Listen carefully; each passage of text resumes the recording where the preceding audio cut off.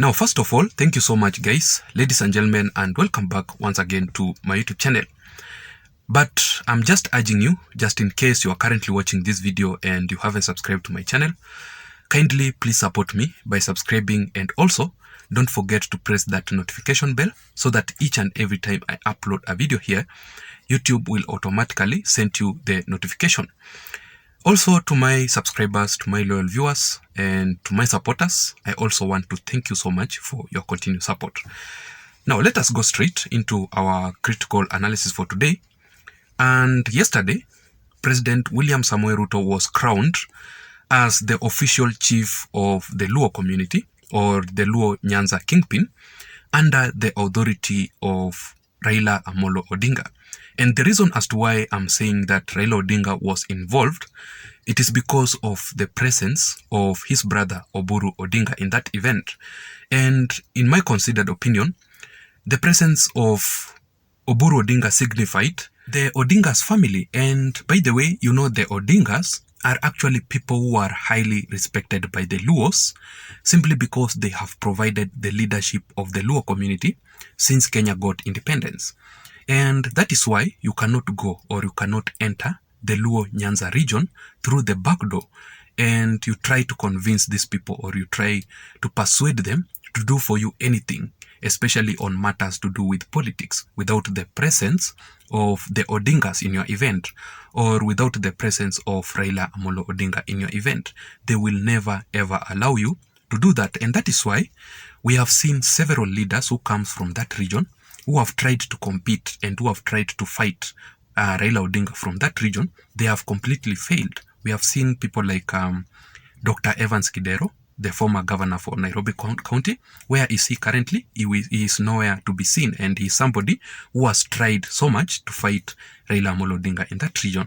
We have seen somebody like the general himself, Dr. Miguna, who has tried to call Raila Odinga names to try and fight him to become the kingpin of that region, but he has completely failed.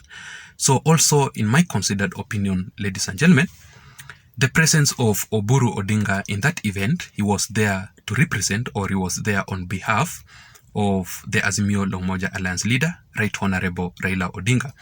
Because recently, Raila Odinga had urged his elected leaders from that region to welcome President William Samoei Ruto and to work with him. So, beginning yesterday, going forward, President William Samoei Ruto will now be representing the Luo community, or the Luo community needs, in his Kenya Kwanza Alliance government, because of that position that he was crowned yesterday. But also, ladies and gentlemen, that incident by President William Samoei Ruto has caused a very, very serious tension in the larger Mount Kenya region. And already I've heard of several complaints from that place. They are saying that each and every time William Ruto visits the larger Mount Kenya region, he will always go for the interdenominational prayers and thanksgiving. But when he visits other places, William Ruto will always unveil several development projects there, like what happened recently during William Ruto's visit to the larger Luo Nyanza region. And the reasons as to why the people from the larger Mount Kenya region are complaining, it is because, according to them, they still want some more, or they still expect so much in William Ruto's government, considering the fact that they played a very, very important role in Ruto's presidency, whereby they turned up in huge numbers to vote for William Ruto overwhelmingly in the recent 2022 general election, for William Ruto to become the president of the Republic of Kenya. And without their vote, William Ruto would not have become the president of Kenya, because William Ruto depended so much on the votes of the larger Mount Kenya region. But also, you must remember that currently William Ruto is the president of the Republic of Kenya, meaning he must play his political cards very, very well and very, very careful ahead of the 2027 general election for him not to lose. Because what if the people of the larger Mount Kenya region voted for him overwhelmingly because of Raila Odinga in the ballot? Because if you compare Raila Odinga and William Ruto in the same ballot, Kikuyus will always vote for William Ruto because of that hatred that they have towards Raila Amolo Odinga.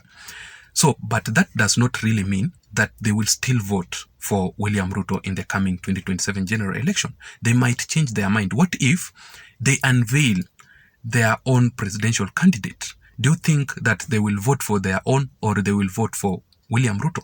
That is a question mark there. But of course, there will be some divisions in how people will vote if they unveil their own presidential candidate. And that is why I'm informed that William Ruto is now very much keen on nominating another person to become his running mate in 2027, and we don't expect Rigathi Gachagua to still be the deputy president of William Samoei Ruto in 2027. But according to me, in my considered opinion, if I were William Ruto or if I were to advise President William Samoei Ruto, is that for the sake of the unity between Kikuyus and the Kalenjins, maybe, and also for the sake of that loyalty, and also for the sake of their unity between him and Rigathi and their political history, I think it will be the best thing if William Ruto would still nominate Rigathi Gachagua as his DP. But all in all, that is politics. Now that if William Ruto brings in Raila Odinga into his political equation, we expect some resistance from the larger Mount Kenya region, and the resistance will erupt very, very soon. Now that Rigathi Gachagua being the political kingpin of the larger Mount Kenya region, what must he do? What should be his next political move if William Ruto brings in Raila Odinga into his political equation? Because, yes, William Ruto will not have a problem with Rigathi Gachagua. The people who will start humiliating Rigathi Gachagua are the people, the leaders allied to Raila Odinga, like what happened during the handshake.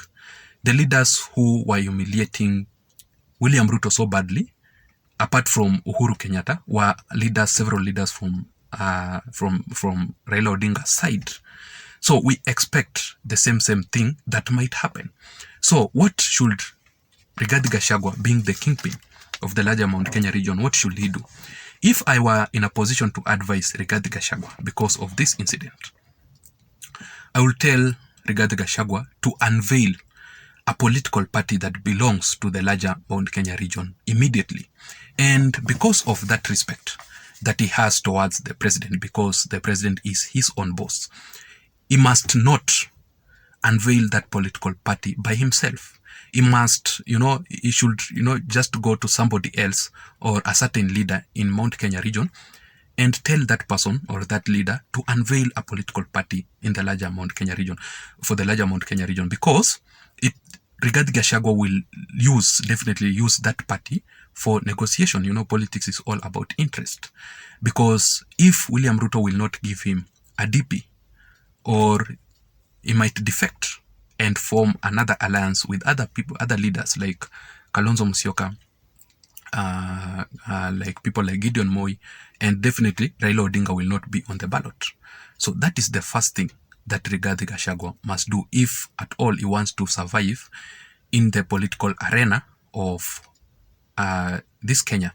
And also that political party might use it as negotiation, or he might use it to run for the presidential bid, or he must use it to prepare himself ahead of the 2032 general election, to prepare himself for that election.